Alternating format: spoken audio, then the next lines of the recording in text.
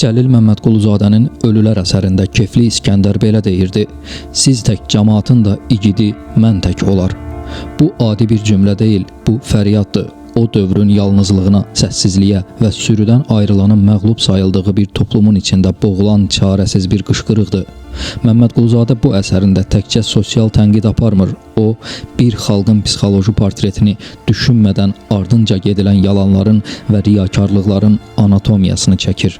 Heç nəyi sorğulamadan, dərinliyə enmədən, sadəcə sürüyə qarışanların cəmiyyətə və xalqa nə dərəcədə zərər verdiyini dəhşətli bir güzgü kimi oxucunun üzünə tutur.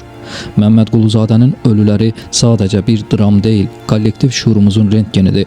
Yazıcı burada Şeyx Nəsrullahı bir fırıldaqçı, kütləni isə sadəcə aldanmışlar kimi təsvir etmir. O, könüllü korluğun anatomiyasını yaradır. Şeyx Nəsrullahın gəlişi ilə Məşəd mühitində baş verənlər əslində müasir dünyada həqiqətdən sonraki dövrün ilk işartılarıdır. Psixoloji nöqteyi nəzərdən buradakı avam kənd əhalisi sosial sübut qanununa tabedir. Əgər hər kəs şeyxin qarşısında diz çökürsə, deməli o haqlıdır. Bugünün insanı da eyni mexanizmlə hərəkət edir. Şeyx Nəsrullahın ölüləri diriltmə vədinə inanan kütlə ilə sosial mediada hər hansı bir saxta ideologiyanın, elmdən uzaq trendin və ya rəqəmsal manipulyasiyanın ardınca qaçan kütlə arasında mahiyyət fərqi yoxdur. Hər iki halda fərd öz mühakimə qabiliyyətini sürünün rahatlığına qurban verir.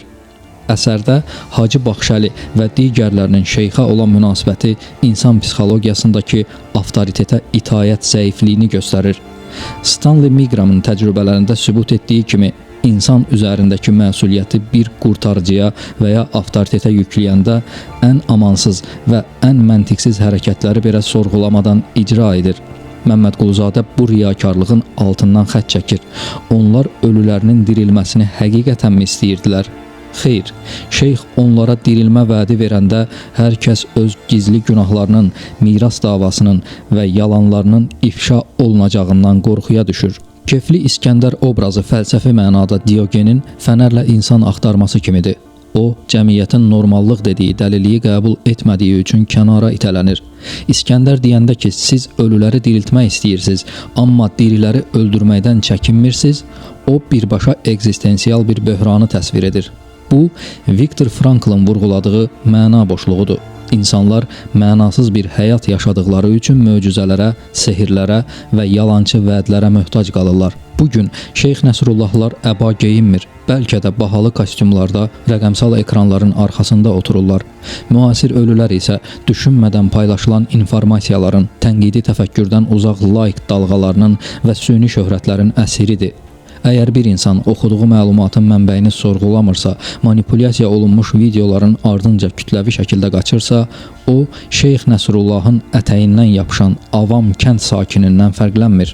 Məmmədquluzadənin güzgüsü bizə bunu deyir: cəhalət sadəcə savadsızlıq deyil, cəhalət sorğulamaq qabiliyyətinin könüllü iflicidir. Ölülər əsəri bizə bir xəbərdarlıqdır. Əgər bir cəmiyyətdə həqiqət Kefli İskəndər kimi küncə sıxılıbsa və ya Şeyx Nəsrullah kimi başda oturubsa, o cəmiyyət bioloji olaraq yaşasa da ruhən məzarlıqdır. Sürüyə çevrilmiş insan kütləsi, sorğu yox, sual yox, sadəcə itaət, sadəcə təkrar, sadəcə öyrədilmiş səssizlik.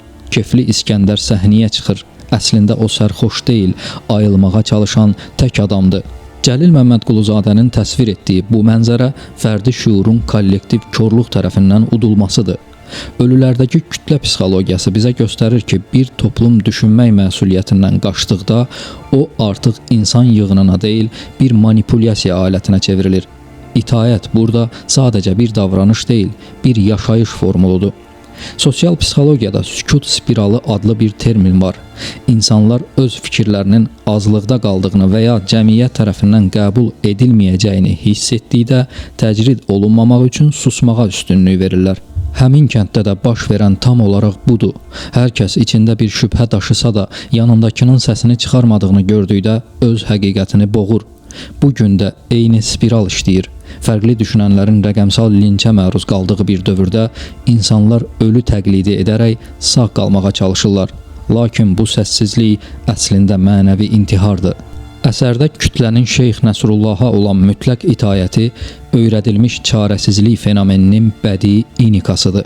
İllər boyu cəhalətlə, qorxuyla və xurafatla yoğrulan beyinlər artıq xilas yolunu azadlıqda deyil, bir ağanın və ya bir möcüzənin ətəyində görürlər. Onlar dirilməkdən qorxurlar. Çünki dirilmək məsuliyyət deməkdir, ayağa qalxmaq deməkdir, öz həyatına sahib çıxmaq deməkdir. Müasir ölülər də eyni vəziyyətdədir. Sistemin, alqoritmlərin və boş axınların onlara diktə etdiyi həyatı yaşamaq öz beynini işlətməkdən daha asan gəlir. Kefli İskəndərin sərxoşluğu əslində bir zirehdir. O, bu cəmiyyətdə ayıq qalmağın ağrısına dözə bilmədiyi üçün şərabın dumanına sığınır. Amma onun səsindəki fəryad bugünün intellektual yalnızlığının səsidir. İskəndər bizə deyir ki, itayət düşüncənin qəbir qazanıdır. Sual verməyən insan artıq yaşamır, o sadəcə verilən proqramı icra edir. Mənim adım Kefli İskəndərdir, bəs sizin adınızı nə qoyaq? Mən dağları, daşları, quşları bura şahid çəkərəm və bu qızları göstərib soruşaram ki, bu insanlara nə ad qoymaq olar? O zaman hamı bir ağızdan səsləyər, ölülər və bizdən sonra gələn illər uzunu sizi yada salıb deyəcəklər, ölülər. Kefli İskəndərin bu müraciəti bəşəriyyət tarixinin ən ağır mənəvi ittihamnamələrindən biridir. Bu sadəcə bir sərxoşun sayıqlaması deyil, bu həqiqətin yalan üzərindəki qəti qələbəsidir. İskəndər burada bir hakim rolundadır. O şahid olaraq insanları deyil, təbiəti, dağları, daşları, quşları çağırır. Çünki bilir ki, o toplumun insanları artıq şahidlik qabiliyyətini, yəni vicdanını itirib. Təbiət yalan danışmır, amma bu kəndin əhalisi yalanın içində nəfəs alır. Fəlsəfi mənada ölü kimdir? Məmmədquluzadə bizə göstərir ki, nəfəs almaq hələ yaşamaq demək deyil. Əgər bir insanın iradəsi başqasının əlindədirsə, əgər o öz övladını bir fırıldaqçıya qurban verirsə, o insan artıq ölüdür. Martin Luther Kingin məşhur bir sözü var. İnsan mühüm məsələlər haqqında sustuğu gün ölməyə başlayır. İskəndərin ölülər hayqırışı bu sosioloji ölümün nəticəsidir.